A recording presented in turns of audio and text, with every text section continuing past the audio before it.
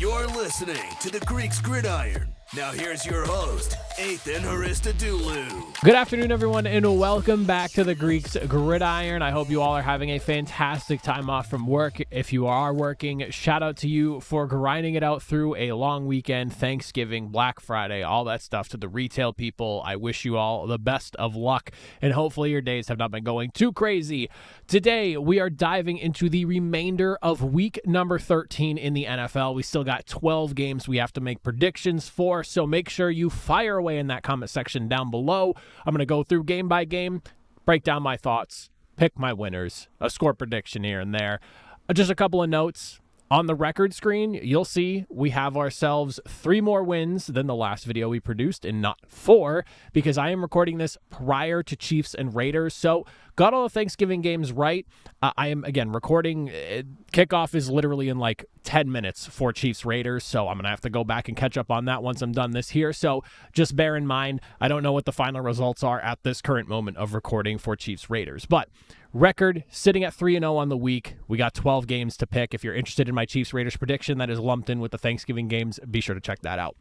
But first game we're looking at, Los Angeles Chargers in Atlanta taking on the Falcons, a team that I am having such a hard time getting a read on, and it seems like a lot of people feel the same as well. Whenever I'm talking about Atlanta Falcons to anyone, it's the same thing. Can't really figure out what this team is. They've hung around in some really good opponents against like teams like the Chiefs and things like that, where they didn't win, but they were very, very close. They have some good wins, but they also have some pretty ugly losses as well. So just a mixed bag of results from Atlanta, whereas the Chargers here hung around a lot, have a lot of wins, a handful of just tough losses, I would say, but nothing too crazy. But I do like the direction that this Chargers team is heading in right now. And the first thing that really sticks out to me about this matchup is going to be Atlanta's lack of course, pressure and overall just ability to get to the quarterback. That has been a consistent issue with the Falcons all season long, sitting on just 10 sacks so far this season, which is the fewest in the NFL right now, averaging less than 1 sack per game as they're sitting on 11 games played to this point here. Second lowest pressure rate in the NFL, and the reason I think this is important is because if you look at Justin Herbert, if you're giving him time, and I would say Justin Herbert, pretty damn good quarterback, over 1,800 yards passing, 10 touchdowns, not a single interception, and a about 109 passer rating when not facing any pressure in the pocket. If you're not getting to Justin Herbert, he will dice you up. And that is potentially the route they have to go due to an injury with J.K. Dobbins that we all have to keep an eye on here. Getting obviously knocked out last week against the Ravens in the middle of the football game. Ended up not seeing him for the remainder of the matchup, which was unfortunate because he was looking pretty good in the 6 carries that he had to that point before going down, and I do think he is crucial to the balance of this offense. So with no J.K. Dobbins in tow, we could see a heavy dose of Justin Herbert in this game. That being said, another thing worth pointing out, if that is the case, the drops issues with the Chargers right now. Currently 7th in drops in the NFL. And honestly, I would have thought that number would be higher because we've seen a lot from this Chargers team, and they're currently 4th in total drop percentage according to Pro Football Reference. The reason I bring this up is because Atlanta's passing defense has been pretty good this year. Despite the inability to get after the quarterback and really generate a ton of pressure here, they are still 7th in passing yards per game allowed, but they are tied for 4th most in passing touchdowns allowed with 21. So they've been about a mixed bag. Teams can move on Atlanta at times. Maybe they've been running the ball a little bit more so to get into position here, but they have been throwing touchdowns. It's one of those things where, again, the Atlanta defense is a weird one because they are good in some instances and in some respects, but then they let teams score through the air and they have no ability to pressure the quarterback. So things to keep an eye on. I expect to see a heavy dose of Ladd McConkey in this game here. He's been someone who's just been so good for the Chargers through the duration of his rookie season at this point here, with nearly 50 receptions, about 700 yards. He has 4 touchdowns scored as well. Leads the team in both catches and yards at this point now. Only second to Quentin Johnston, who's a little bit guilty of a handful of those drops that put them in 7th place. But overall, if they can just hang on to the football, there is a good chance we have ourselves a really fun football game here because, of course, Atlanta's passing attack They're a pretty good unit themselves, 5th in passing yards per game right now. They're 10th in touchdowns scored with 17. They're also 9th overall in time to throw. They are getting the ball out quickly with Kirk Cousins here and getting it into the playmakers that they have over there. Drake London, Kyle Pitts, Darnell Mooney, who is having a career season in Atlanta right now. Bijan Robinson's obviously effective catching out of the backfield here. Chargers defense has been a pretty good unit so far this year, so they will be put to the task. I think their pass rush, if they have an ability to get home, could disrupt that a bit here, but that is a very, in my opinion, a fun game that could wind up being a little bit more high scoring than some people anticipate, just because both of these teams boast some pretty good passing attacks, some pretty damn good quarterbacks. As for the final score, though, who I think is going to win this contest here, I'm thinking a tighter one, and I'm not super sure on this because, again, I've had such a hard time getting an actual read on where Atlanta is as a football team. And the Chargers, they only have one more win than the Falcons do, so it's not like they're doing that much better, but I do like how much the Chargers have been able to hang around this season in some of their losses, considering injuries have kind of put them in a bad way in a few of their games. But I do think I'm going to take the Chargers in this one here, and while I did say I think this game could wind up being a little bit higher scoring than some people would expect, I actually think point totals might be a little bit lower. I have like 24-22. I know kind of a weird score line here, but I wouldn't be surprised to see maybe like a going for two situation type deal that winds up making the score look a little bit wonky here. But I do think that both teams have good enough defenses to maybe hold the score a little bit lower here. And with no J.K. Dobbins, the balance in the offense of the Chargers could be a little bit of an issue as well. So maybe that prevents their ceiling from being a little bit higher than it would normally be if Dobbins was in the fold on LA's end. But with just the inconsistencies we've gotten out of the Falcons, both defensively and even offensively, we saw how poorly they looked against the Denver Broncos going into their bye. I think I like the Chargers here. Now we'll take a look at the Pittsburgh Steelers heading into Cincinnati, and I've got to say, looking at this one here, and we're not a betting channel, you know, I don't place bets. I just like to talk football with you all, make predictions and all that. I was very interested to see, though, because I do like to look at them and just kind of see what's going on. What does Vegas think kind of deal, you know? The Bengals, oddly enough, I know they're at home, but -3 favorites coming into this matchup here after Pittsburgh dropped their game to Cleveland last week. I've got to say, that was a little bit surprising because while I feel like I understand it, I get it, you get the 3 points when you're at home and all that, but the fact that the line hasn't moved at all is a little bit surprising to me. Also, on top of that, for what it's worth, like, yes, Joe Burrow has had a really good passing season overall as far as touchdowns, yards, and all that goes. And of course, Jamar Chase and T. Higgins as a duo, really great threatening combo at wide receiver. Like, I get all that, but this team is still 4-7, and they've come up short and have this allergy to potentially winning football games and are afraid to get the job done whenever they have the opportunity presenting itself. And you could look no further than as recently as the Chargers game they just lost. So it's just interesting to me, I guess you could say, to the least. But I will be very interested to see how this game plays itself out because, like I mentioned, Jamar Chase and T. Higgins are just so good here, and Pittsburgh's going to have their hands full. And Jamar Chase is one of those guys that we've seen it plenty of times. He can score 3 touchdowns in a game. He can push over 200 yards in a game. He can catch double-digit receptions in a game, depending on whatever the offense necessarily needs from him. He can absolutely do it and keep the Bengals. And again, Joe Burrow, no slouch by any means. Despite the 4-7 record, if he was on a team right now that had a winning record, he would probably be in the MVP conversation. But unfortunately, 4-7 holds you back from being in there as your team continues to lose. The other thing I'm looking at here is how the running back room for Pittsburgh is going to go down. Cincinnati allowing about 130 yards per game, putting them in the upper third of the NFL in that total number there. Najee Harris and Jalen Warren, while maybe their yards per attempt numbers aren't necessarily the highest in the league right now, Pittsburgh has shown that if you give them the opportunity to, they will run the football 30 times in a football game. They have no issues whatsoever in doing that. And with a team like Cincinnati that has been prone to let teams move on the ground, I wouldn't be shocked if they're finding success just absolutely pounding the rock as they work their way through this football game here. The other thing that I'm going to look at, and this is more of a matchup thing because this has already happened about 6 times between the two guys, we're looking at Trey Hendrickson specifically facing off against left tackle Dan Moore. The majority of Trey Hendrickson's snaps are at the right end line position here, so he will be facing left tackle Dan Moore for a bulk majority of the game. And despite the Bengals' struggles as a team overall to just rush the passer, generate pressure, and get to the quarterback here, Trey Hendrickson himself has been phenomenal and is honestly maybe a big proponent as to why this team even has 4 wins, because in those games where Cincinnati got the job done, he has had some crucial big-time plays made, accounting for nearly a third of all of the team's pressures and 2/3 of the team's sacks as he's sitting on the season with 11.5. This will be one to watch here because Trey Hendrickson is a difference maker, and if we're getting into a situation where maybe the Bengals are finding some success throwing the football, maybe Jamar Chase or T. Higgins, whoever's facing less coverage, is finding success in moving the football and Joe Burrow scoring touchdowns. Maybe it comes down to a situation late in the football game. Pittsburgh needs to score down by, 5, something like that, and they got to throw the football, and Trey Hendrickson could be in line to make another one of those big plays. So all eyes on Dan Moore in that matchup there.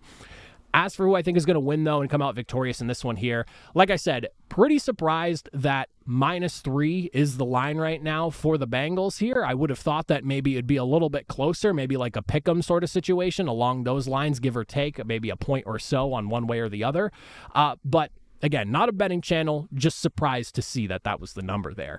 I do think I like the Pittsburgh Steelers here, though, and I will say I was really thrown off with the way that they played against Cleveland last week. Some of their early, just over-aggressive play calling really left me scratching my head, turning the ball over on downs a handful of times and just you dealing with a lot of issues offensively that kept them from winning that football game. I do think, though, that's the type of game where you come out of it and you correct those mistakes, and going up against a Bengals team that defensively is struggling and offensively obviously a threat, I look at Pittsburgh as a far more rounded team overall, and I'm having a really hard time picking against them here. So I will go Pittsburgh, but I do think the Bengals play them close. I think like 26-23, just because the Bengals defense has been prone to letting teams score. Maybe the Steelers find a little bit more success than they have in some games this season, so a little bit more of a higher scoring affair, but I do think that the Steelers ultimately get the job done. This one here, this next matchup, AFC South contest, we got the Texans going into Jacksonville to take on the Jaguars here.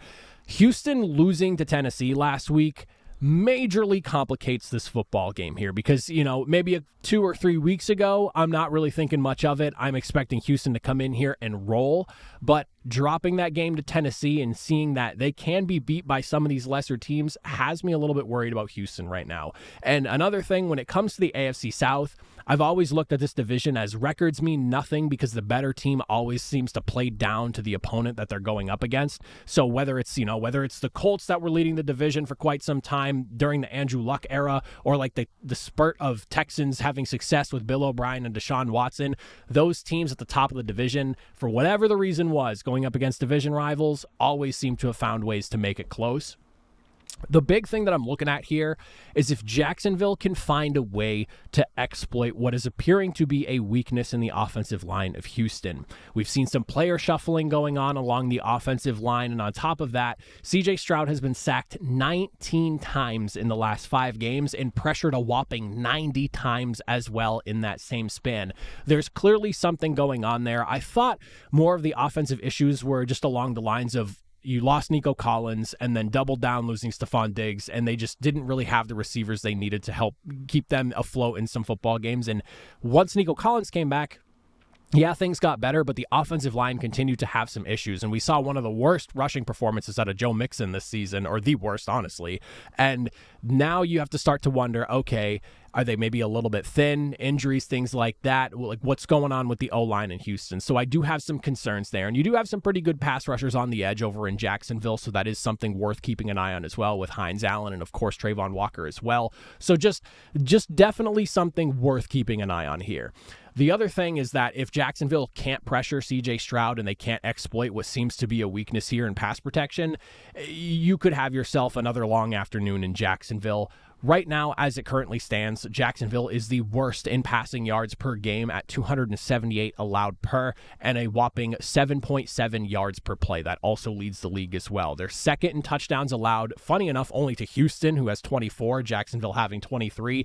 But CJ Stroud, for all the struggles this O-line has had, and even missing guys like Nico Collins and Stephon Diggs for quite some time, he is still fifth in passing yards this season right now, and he can make plays. Yes, they're in a little bit of a rut right now, but I'm one of those firm believers of CJ Stroud and his ability and what he can do. And if you're going to give him time, that's not exactly what you want to be doing there. So I do like what we are getting from CJ Stroud, despite what's kind of going on around him. And yeah, he has had a few games here or there, but I've already seen some of the people try to go, is he going through that sophomore slump? I don't think so. I think it's a little bit more deeper than CJ Stroud going through the sophomore slump. There are some other things concerning me going on in this offense right now, and that O-line is a culprit of it. The other thing to keep in mind, obviously, injuries. What is going on with Trevor Lawrence? We still have yet to hear what's going on, at least at the time of me recording. I did some searching before I did this just to double check and make sure, but there's still no answer as to whether Trevor Lawrence is playing or not. He has been limited in practice this week, so it seems like there's a possibility he could play. If Mac Jones is under center again, I would absolutely not have any issues with taking Houston here, but there is the possibility that Lawrence can play, so I will consider that here. But also on Houston's end, especially on the defensive side of things, Azeez Al-Shaair, Will Anderson Jr., Foley Fatukasi, all limited in practice. And then on top of that, you lost Jalen Petrie last week as well with the pec injury. So just a handful of notable names on both sides of the ball, more so Houston than in Jacksonville, but an important one in Jacksonville under center, just to keep an eye on there. As for who I think is going to win, I'm expecting another close contest here. Again, the AFC South is one of those weird divisions. I feel like you don't really get blowouts that often between one team or the other. It certainly happens, but this division is always weirdly close, especially when it comes to teams where like you have a team that's very clearly the division leader and like the bottom feeder of the division right now in Jacksonville. I don't know how many people had Tennessee going into the game last week. So again, same kind of situation here. A 2-win Jacksonville team that probably has no business winning this football game. Maybe they keep it close, but I'll take Houston 23-20. Next, we have Arizona going into Minnesota here. And this is a really interesting game, in my opinion, here, because Arizona has been able to go into some games that they're probably not supposed to be winning and then come out victorious in the end result here. And I enjoy Arizona for what they are, which is a team that's hovering around the 500 margin at this current moment here, finding success, but then they also have some games where you kind of remember, okay, like this is a team that is a little bit maybe ahead of schedule in some capacity, but they still have enough talent to be competitive each and every single week. But right now, the big question for me, Kyler Murray and the success he's able to have with Minnesota. The pass rush over in Minnesota is extremely good, very threatening unit. They're one of the best in the NFL. They create a ton of pressure. They get after the quarterback. They get the quarterback on top of that. So between that and their ability to just lock down mobile quarterbacks from what I've seen here, based on what Next Gen Stats is saying, allowing just 1.8 yards per carry to quarterbacks when they move the football with their own legs, there is definitely something worth keeping an eye on there, because if Kyler Murray's struggling to throw the football under pressure, and on top of that, those designed runs that they do for Kyler aren't necessarily paying off, it could be a long day for the Arizona Cardinals offense.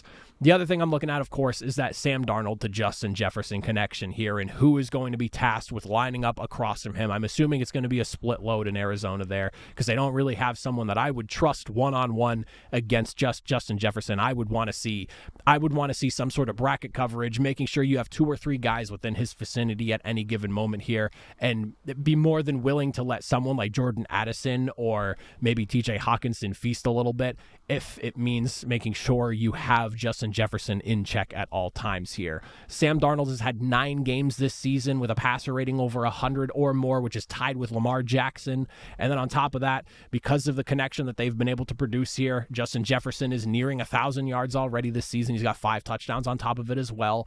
But locking down Justin Jefferson is going to be crucial for this Cardinals team if they want to pull off the upset here.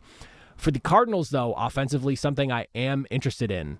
James Conner. This is someone that I've been talking about a lot over the last few weeks because he's one of my favorite lesser-known backs in the league just because of where Arizona has been over the last few years here. But he is someone who every single week steps on that football field, and he is a difference maker. Held to just 7 carries and 8 yards last week. Arizona is actually 1-3 in games where James Conner is under 100 yards from scrimmage, with that one win being against the Jets a few weeks ago, which obviously they decimated the Jets through the air for the most part of that game. He didn't necessarily have to run the football like that anyways.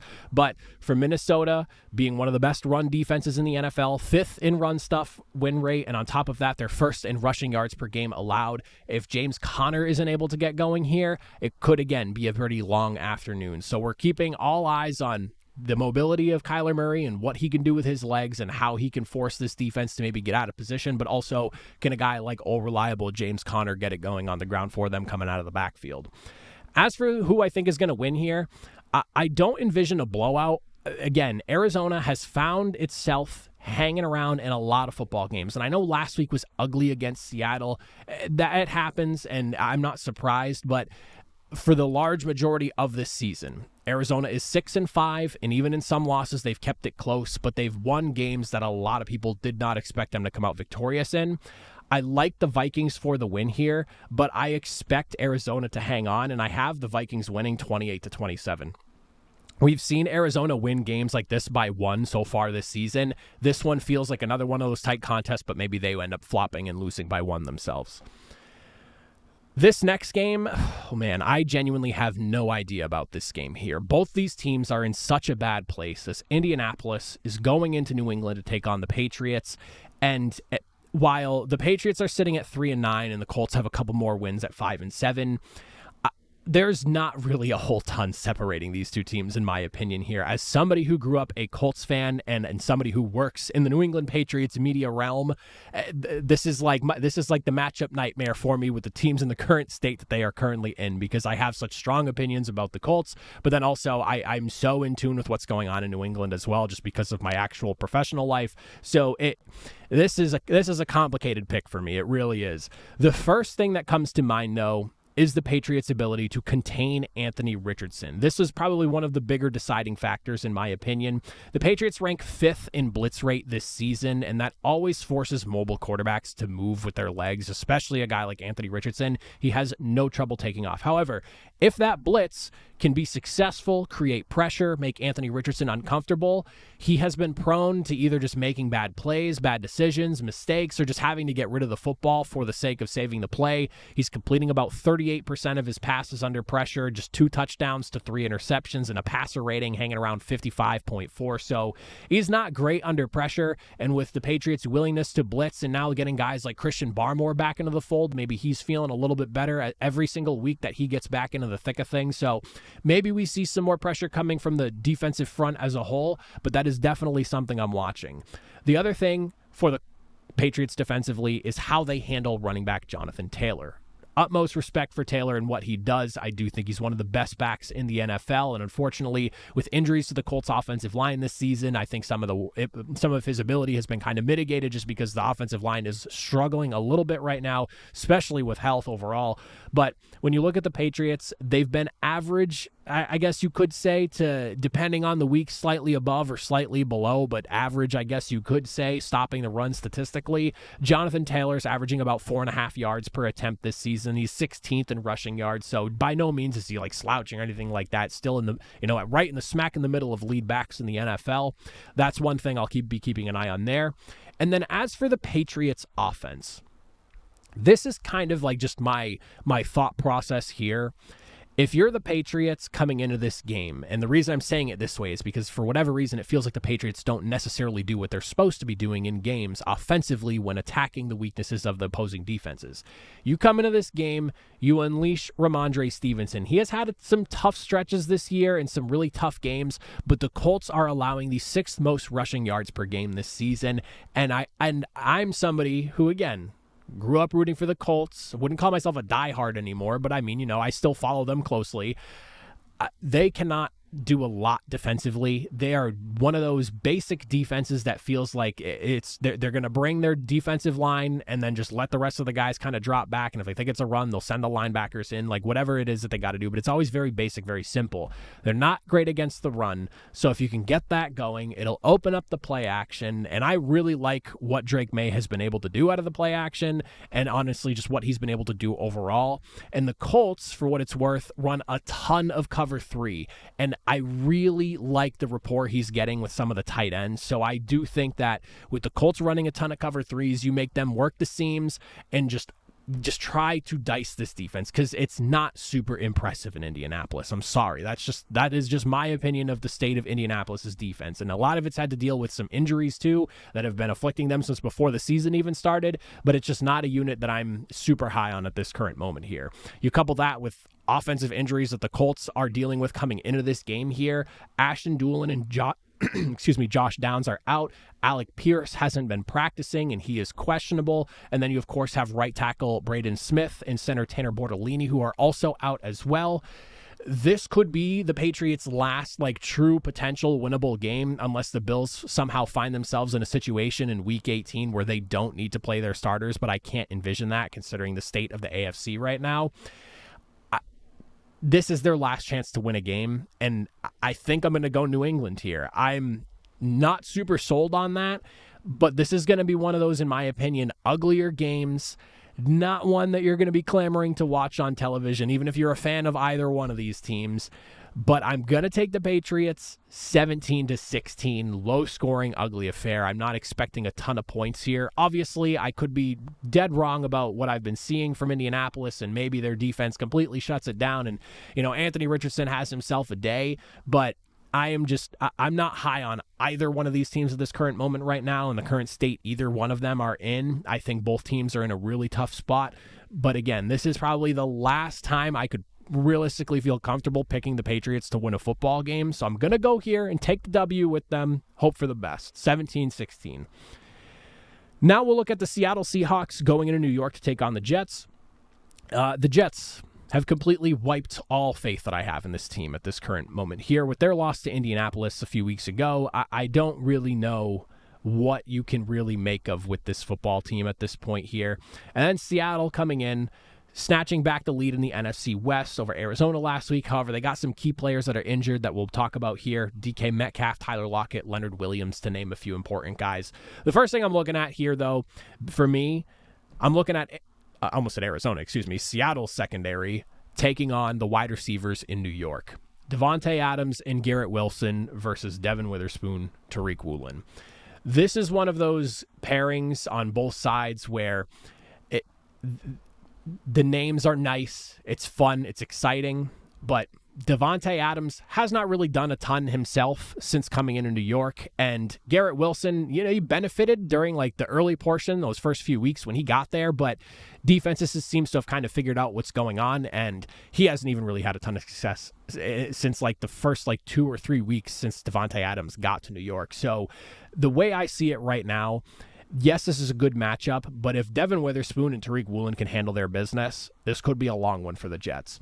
I'm also interested in the running back rooms of both these teams here because you have some nice 1-2 combos on both sides here. You, of course, have Kenneth Walker and Zach Charbonnet, who are combined for 11 rushing touchdowns so far this season. Breece Hall and Braylon Allen on the other end, averaging about 4 yards per attempt as a duo. Both these defenses are allowing about 130 rushing yards per game, which puts them in the upper third of the NFL. So you have an opportunity to see both these backs maybe find some success on the ground here. And I do think whoever takes control of the running game in this one probably winds up winning the matchup.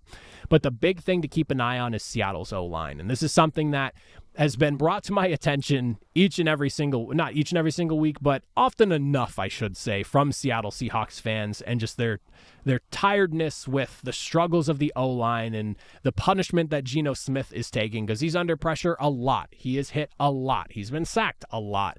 If the Jets, who have the 5th highest pressure rate in the NFL right now and 34 sacks, one of the few things going well for them is that defensive front and the pass rush they're able to generate. If they can get home and get after Seattle, make Geno Smith uncomfortable. He's been forced into some bad throws that we've seen so far this year. He has 12 touchdowns to 12 picks, so he has been making mistakes under duress. And I mean, it is what it is. It's bound to happen when you're under pressure as often as Geno Smith is. I do think there is a chance the Jets can win here. And I know I started this by saying the Jets have wiped me clean of faith in them, but based off the trenches matchup of the Seahawks O-line and the Jets defensive line, something tells me there that there's a good chance that maybe the Jets find a win here. They're also coming off a bye. They've had a week to kind of rest and recover. Aaron Rodgers, who's been banged up, is off the injury report now after there was the illusion of, or people alluding to he might be playing hurt, and it's just not being reported as serious as it actually is. I do think there is a chance the Jets can win here, and the Jets keep burning me every week that I pick them to win. I'm going to take them here. I feel kind of stupid doing it, but there is a gut feeling I'm going to go with. I'll take the Jets 20-17. They get the win coming off the bye. You have an injured Seattle Seahawks team as well, dealing with a handful of guys that are just not in the right place right now. So maybe the Jets kind of catching Seattle at the right time situation, and that's where I come with the New York win. This next one here, Tennessee Titans going into Washington. So Tennessee, obviously, coming in. Massive wave of confidence. You take down your division rival, the Texans. You knock them off their pedestal a little bit here. And you're catching a Washington Commanders team that's coming off a tough loss against the Dallas Cowboys last week themselves, a divisional matchup also. Now, for me, the big thing that I'm really interested in about this game here, it's not Terry McLaurin on one side or Calvin Ridley on the other side or what the running backs on either side are going to do here. The matchup that I'm most interested in here, because I'm starting to realize that I was overlooking Tennessee a little bit, especially in the defensive front area. With Jeffrey Simmons, T'Vondre Sweat, Sebastian Joseph Day, you also have Arden Key and Harold Landry III. They have been such a formidable unit, especially against the run, and they've been able to generate a decent amount of pressure as well. But when you see what they've been doing, first in run stuff, right, they are very physical up front, and they can beat you in the trenches. Yes, the offense has had some issues throughout the entirety of the season, whether it's turnovers going for 6 or just the roller coaster of quarterback play altogether. And maybe just games where you're not able to maybe get enough push up front for your running game to open up. Tennessee has shown a toughness and a willingness to play in the trenches, and that is one thing I really respect, and also one thing I am aware can win you football games. The Commanders' O-line has looked a lot better statistically this season, but Jaden Daniels has been a big part of that. And I do think that there is a chance that Tennessee could maybe wreak some havoc against that offensive line in Washington with those aforementioned players and maybe make this game a little bit more complicated. Washington's on a 3-game losing streak right now. We're kind of seeing and there was a lot of people, weeks ago saying this team is so far ahead of schedule. Look how good they're doing in comparison to the Patriots. And, they picked just one position apart from each other, and Commanders getting all the praise for the team that they've built and whatnot. That's quieted down a little bit. I still think that the Commanders made far more right moves than wrong moves. Absolutely. But we're seeing the reality of, okay, a team may be overperforming a little bit, coming back down to earth a smidge, but they're still trending in the right direction. Tennessee could be catching them at the right time with this 3-game losing streak that they're on, but I'm going to go against the grain here, and I do think I'm going to take the Commanders. They're the favorites in this one, especially in Washington. Again, and I said this last week, a home game against the Cowboys, a lesser opponent. They should be winning that football game. They let that one get away from them, and I think that they're going to try to right the wrong here. Again, Tennessee is probably going to play them extremely physically. That defense is a lot better than I was giving them credit for a large portion of the season, so I'm going to make sure I give them credit now. I think they play Washington close, but I'm going to take the Commanders 25-23. So give me Washington, tight affair. They should get the job done here, right the wrongs of their loss last week and some of the mistakes that they were making, and get back in the win column for the first time in nearly a month. Now we'll look at an NFC South clash, this one being the Tampa Bay Buccaneers and Carolina Panthers. And honestly, this is one that could see some serious amount of points here. And the reason I say that is because Carolina's offense, for what it's worth, has kind of stepped up as of late over the last, I would say 3 or so games. You look at what they've put up numbers-wise, no less than 20 points in their last 3 contests, with as much as 27 against the Chiefs' defense of all defenses last week. I know that their defense was kind of giving them some alley-oops with DPIs and whatnot, but it is something worth mentioning. You look at what Tampa Bay's been doing. They're averaging about 28 points per game themselves. They're actually 4th highest in the league right now. And you go, okay, so points. What about the defenses? Well, Carolina, obviously allowing a league-high 30 points per game, roughly. And then you have Tampa Bay sitting on about 25 points per game at this current moment right now. There is a good chance that the final score of this game collectively is pushing near 60 points. Pushing. Maybe not over, but definitely pushing here. Both the defenses boast an extremely, a very apparent, I should say, weakness. Carolina is the league's worst run defense. They're allowing about 160 yards per game right now, and we have all seen from Tampa Bay this year that they have a bit of a 3-headed monster in the backfield right now between Rachaad White. You, of course, have Sean Tucker, and then Bucky Irving is the other one that's slipping my mind right now. But you have a 3-headed backfield that is pretty effective at what they do. Then Tampa Bay, meanwhile, for them, their secondary, especially with how thin they are coming into this game here, you've got injuries to Jordan Whitehead, Troy Hill, Tyke Smith coming into this contest. So thin in the secondary, and they obviously haven't been performing that great either. They're 4th most in passing yards per game allowed this season, with 4 games allowing over 300 yards and 2 more over 280. So this is a team that can let teams move through the air. The question is, can Bryce Young and company get in there and take advantage of that?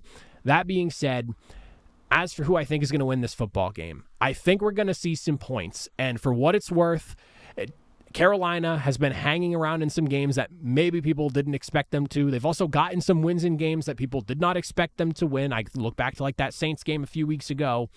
I think they hang around. They're a bit of a nuisance, but I do like the Buccaneers for the win. I have them taking it 31-23. So fun contest, maybe a little bit closer for comfort, especially with just how much swagger we saw coming from Baker Mayfield and company against the Giants last week.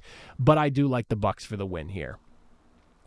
And now we'll take a look at, and this is an interesting one, 2 indoor teams. Los Angeles Rams going into New Orleans to take on the Saints. Both teams separated by about a win here as the Rams come in at 5-6. Saints sitting at 4-7 right now. First thing that stands out to me, can New Orleans in that defense slow down Matthew Stafford, Cooper Kupp, and Puka Nacua?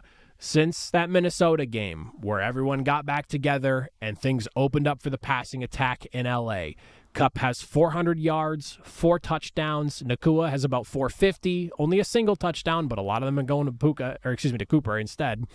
And then you look at Matthew Stafford, 12 touchdowns, 3 interceptions, 1,400 yards, and about a 68% completion percentage.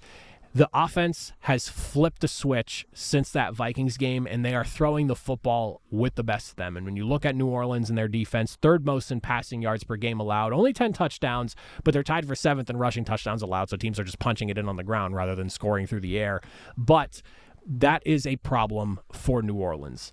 The other thing I'm looking at here, and something I am a little bit concerned about, is that Saints pass protection going up against this Rams pass rush. Now, the Rams have been able to generate a ton of pressure, but they haven't necessarily been turning that pressure into sacks. But again, still making quarterbacks uncomfortable. Very important. You can force them into making bad throws. So definitely not anything you can say is a negative by any means. But with only 23 sacks allowed, which is tied for 7th fewest in the NFL right now, I will say this. There is a chance that with the injuries that have been honestly plaguing the Saints, I should say, this season, that number maybe isn't as representative of what the O-line could look like here. Eric McCoy came back against Cleveland and then ultimately had to leave the game, potentially re-aggravating his groin injury. Guard Lucas Patrick is also not participating in practice as of this point so far this week. So you have guys like Jared Verse, and then, of course, the other guys that we're looking at here, Byron Young, Kobe Turner, Braden Fisk, they're all just generating a ton of pressure. I believe everyone except Braden Fisk is in the top 50 players for pressure, and then Braden Fisk is like 54 or something like that, because I remembered looking up the numbers, but it's like something ridiculous like that. They have like nearly 4 guys in the top 50 in pressure in the NFL right now. So if the Rams can make Derek Carr uncomfortable. I do think there's a chance that maybe they force him into a bad throw or two. The secondary and just defense against the pass overall isn't stellar by any means in LA, but it is what those guys up front are doing that are kind of wreaking havoc on some quarterbacks here, and I think they could force Derek Carr into a mistake or two. The last thing I'm looking at, nice running back matchup here, is you have two very productive guys. You have Kyren Williams going up against Alvin Kamara here. When it comes to controlling the pace of this football game, that is definitely going to be crucial here, especially for a Saints offense that's in kind of a tough way here. Both defenses are in the top 10 for highest rushing yards per game allowed this season, and production between these two guys is very close. They're both around like 4 yards per attempt, both hovering around 800 yards, give or take, depending on who it is you're looking at with the numbers. Kyren Williams has 9 touchdowns to Kamara's 6, so both these guys very productive, very big pieces of their offense. I think whatever opposing run defense is able to tighten up a little bit more could wind up being big for their team overall in this game. As for who I think is going to win, though, I am leaning Rams. Even if it is in the Superdome, I do think I like the Rams here. They just have a little bit more in the tank, in my opinion, right now. They're a healthier roster, even with some of the offensive line injuries that this team has dealt with. They're finally getting healthy and getting their guys all back together. The big thing for them, for their offensive line, is just getting that gel back in, because since they've had guys come back, the O-line has been in kind of a weird way. So if they can clean that up as well, that would be huge for the Rams during the stretch run here through the remainder of the season. But I'll take LA 27-24. This is an interesting contest here, not one that anyone's probably circling their calendar for, but one that I think winds up being a little bit more fun than people anticipate, especially being indoors. And then we have ourselves, I can't believe this isn't like a Sunday Night Football matchup here. Really unfortunate it's not. Philadelphia going into Baltimore to take on the Ravens. You have Saquon Barkley versus Derrick Henry, the two leading rushers in the NFL, as Saquon Barkley currently sitting on 1,392 yards to Derrick Henry's 1,325, and Barkley's done it in one less game played. However, Derrick Henry does lead the league in rushing touchdowns with 13 to Saquon Barkley's 10, so they each have something over the other here, both averaging around 6 yards per carry. This will be a battle of the running backs. If the football gods love us all, they will give us that battle between running backs here and persuade the head coaches to run the football a combined 50 times between both teams here. That is what I would love to see. You also have the number one offense in yards per game forced versus the number one defense in yards per game allowed here, as the Ravens are coming in with about 427 yards of offense game by game, averaging about 30 points per game as well, which is good for second best in the NFL. Then you have the Eagles coming in, allowing just about 275 per game and allowing about 18 points per game, which puts them sixth best. So you have like a very, very top flight offense going up against one of the best defenses in the NFL right now. There is so much just slamming into each other with this football game. Then you have the defensive fronts too. This is something we've got to talk about here. Philadelphia ranking out as the better pass rush, where you look at Baltimore, they're the better run defense of the two. But you're talking Jalen Carter, Jordan Davis, Nolan Smith Jr., Zach Bond, Josh Sweat going up against Nnamdi Madubuike, Odafe Owe. You got Kyle Van Noy, who is leading the Ravens in sacks right now, which is one of the crazier stats just throughout the league, just floating out there. You got Trenton Simpson, of course. Roquan Smith may not be able to play, dealing with the hamstring injury. Didn't play last week. That is definitely something worth keeping an eye on there, because he's a huge piece to the middle of that defense, or just the defense overall. I think whoever wins that battle of defensive fronts helps lead this team to a victory here. But again, both having strengths, one being the pass rush for the Eagles, the other being the run defense and what they're able to do stopping the run over there in Baltimore.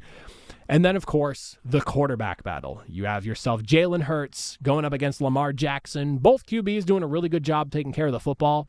According to NFL Pro's website, and I hope this is right or wrong, because I feel like depending on where you look, you get different numbers, but it looks like 6 turnovers total apiece per quarterback, so they both 6 turnovers. But, of course, Lamar working through an MVP campaign right now. Jalen Hurts, though, not necessarily needing to do as much, because Saquon Barkley has been phenomenal for them.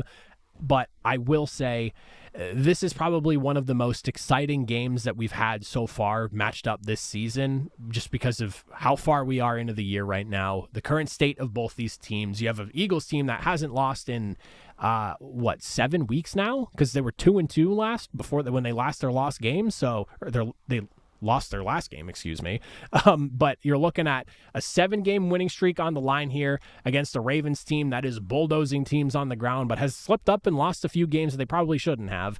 And then you also have Baltimore, who, with some of their defensive struggles, they've allowed 30 points in 3 different games this season. Philadelphia only once to Tampa Bay. They did allow 29 to Green Bay as well, but I mean, this is as good of a matchup as you could possibly ask for. And I'm disappointed it's not Sunday Night Football, but it's at least in a more prime time slot, being in the 4 o'clock window. As for who I think is going to win, though, this is one of the hardest games to pick this week. I would put this up there with this and then the Patriots and Colts, because it's like a battle of the stinks and then you have the battle of the beasts kind of deal going on. I do think, though, even in Baltimore, I think I'm leaning the Eagles. They are surging in a way right now that is really making me buy in, and it's more so about the defense than anything else. Like, Saquon Barkley has been the constant just tearing teams up all year long on the offensive side, but it really is the defense and just what they've been doing along that defensive front, but also just the rookies and the contributions in the secondary that they've gotten from Cooper DeJean and Quinion Mitchell. It's just been incredible to watch what was a defense that was falling apart at the end of last season finally really starting to pay off, because there was a lot of that talk about, just big name guys getting brought in from big name schools in college, and it's not paying off. But now all of those first round picks, or maybe second round picks, maybe even a third round pick in there, are all seemingly starting to really figure it out and are starting to pay off big time. And this defense looks extremely good in Philadelphia right now. So I'm going to take Philly 31-28. I think this one's going to have some fireworks. It should be a really fun game and a really enjoyable one. And then we have ourselves for Sunday Night Football, what sounds like it's going to be a snow game as San Francisco travels into Buffalo to take on the Bills. The weather, 23 degrees and a definite chance for snow. I've been seeing even conversation about them possibly having to move this game because of how much snow there might be. Bills fans, I'm sure you all can speak to what the actual forecast is looking like over there, but we know that lake effect snow in Buffalo can get really crazy here. For me, if this game, if it does go off when it's supposed to, and there is a lot of snow coming down, this is going to be all about who runs the ball more efficiently, and I think we saw a prime example of that with the Dolphins and the Packers just yesterday, and what we got from that game here. And again, cold weather games, snow aside, just cold weather games alone, whoever dominates on the ground typically comes out victorious in those games, and I do think that's going to be huge to this one here. Never mind the snow and just how much more difficult it makes to throw the football there. That just even adds to that even further. So you'll look at, of course, James Cook and Christian McCaffrey. McCaffrey only averaging about 3.5 yards per attempt right now since he's returned running the football here. Cook, though, on the other hand, he's been great for Buffalo this season, obviously having the entire year to play and not McCaffrey's 3 games or so that he's played so far. Cook averaging about 4.5 yards per attempt with 10 touchdowns rushing on the season. Both defenses separated by about 10 yards per game allowed, with Buffalo sitting at about 119 per game to San Francisco's roughly 110. I do think whichever one of these running backs gets hot, finds the holes, offensive line maybe opens up those running lanes just a little bit wider for their running back, could be a big reason as to why their team wins the football game. The other thing is, of course, injuries for the 49ers. And we talked a lot about this last week, and it's definitely worth bringing up again. Currently, did not participate for the first 2 days of practice. Trent Williams, Nick Bosa, Diamador Lenore, Aaron Banks, and Jordan Elliott. All guys that make decent enough contributions. Obviously, Trent Williams and Nick Bosa, Diamador Lenore just got big contract extensions. So there are a lot of guys on this report right now that have me a little bit worried if they wind up missing the football game again. It sounds like you'll at least have Brock Purdy back, which will be good for the offense, because the last thing you want is Brandon Allen, I think is who it was, playing as your quarterback. But that is definitely a pretty extensive list of guys that just are not participating to this point in practice and worth keeping an eye on. And then the Trent Williams thing, that we can kind of dissect a little bit further. Whoever ends up being the guy that takes Trent Williams' spot, going up against Greg Rousseau, AJ Epinesa, and Von Miller could be a bit of a problem. Those guys, 14.5 sacks combined between them. Then you, of course, have just like the efficiency of Von Miller and what he's been able to do as he's kind of taken, not a step back, but he's not he's not as crucial to what the Bills are doing defensively anymore, as Epinesa and Greg Rousseau are really finding their own at this point in the season now. But Von Miller's still coming in as like that pass rush specialist when you need a big play and gotta have it type situations. He has 4 sacks this season in about half the snaps of Epinesa and only about a third of the snaps of Greg Rousseau. So definitely worth keeping an eye on. Watch that left tackle spot if Trent Williams is not there, because that could be an issue. And then, of course, Brock Purdy. How healthy is he? Is he going to be able to go? And if he does go, him versus Josh Allen. Josh Allen obviously having an MVP type of season right now, sitting on 23 total touchdowns this season, has not really been turning the football over a ton. Brock Purdy, we have seen some mistakes from him here or there. He has had some down games, so definitely an interesting one, but it really, in my opinion, just comes down to the snow, how cold it's going to be, and who wins on the ground. Whichever one of these running backs gets hot, and whichever one of these offensive lines opens up the running lanes the widest, that team winds up coming up victorious. I also am a little bit worried about how the 49ers are going to fare in what is going to be like treacherous snow potential. I don't know what a West Coast team from San Francisco has for experience in that type of weather. I think that does edge to Buffalo's side, and I do think this winds up being one of those games where Buffalo maybe wins, not handedly, but a little bit more comfortably. I have the Bills winning this one 21-13. It just feels like they're suited far better for the current situations and what the weather might look like, more so than what we have from San Francisco. So I'll take the Bills. Again, not a crazy high-scoring game because it should be a lower-scoring affair. 27-13. What did I say? I forget what I said. 21-13, excuse me. 21-13. Give it to Buffalo. And then finally, Monday Night Football. Cleveland Browns heading into Denver to take on the Broncos here. Denver's pass protection is the first thing I'll be watching here because Myles Garrett, obviously a game wrecker, and Cleveland's pass rush overall, still a pretty good unit despite the fact that they were selling off at the trade deadline. Myles Garrett is one of just 4 players with 10 or more sacks this season, and he is second in total pressures with 58 around the NFL as an individual.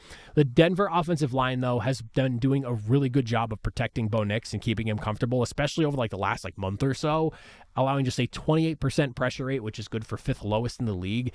If Cleveland cannot pressure Bo Nix in this game, though, and we have talked about it a lot, Bo Nix, if you're giving him time, is comically enough one of the best quarterbacks in the league with 2,100 yards, a 71% completion percentage, a 100 passer rating, 12 touchdowns to just 3 interceptions. Bo Nix, especially over the last month or so, has really found his own in the NFL. And again, as long as he is comfortable, this offense in Denver can roll.